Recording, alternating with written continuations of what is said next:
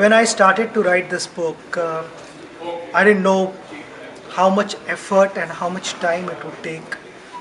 It's taken me 3 years precisely to put things together with help of Boria Mazumdar, who was extremely committed and was able to uh, pen it down the way I wanted. It was extremely enjoyable to be able to do this book. We started around end of 2010, early 2011, and then actually the work picked up around the end of 2011 from the Australia tour onwards. And since then we've worked together very, very closely over the last 36 months. I've actually got Sachin on tape for about 135 hours. It's been incredible, I mean, to write about a man's journey which is as complex and at the same time as enjoyable.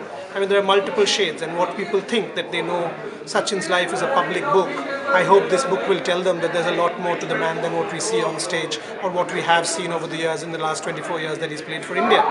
For me, there are two high points in this book. One, the non-cricketing parts of Sachin's life, including his personal life, his family, and the fact that he was as honest and as brutally honest to his cause, and he wanted to open up and tell me whatever he wanted to be part of the book.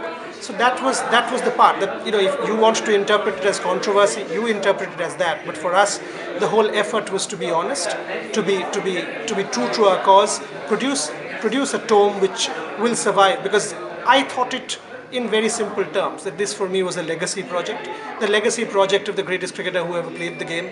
So we tried to do it in a way which will epitomize one simple sentence, that he played his book his way. Last but not the least, this also, the second innings of my life, I've played it my way. I hope you enjoy it.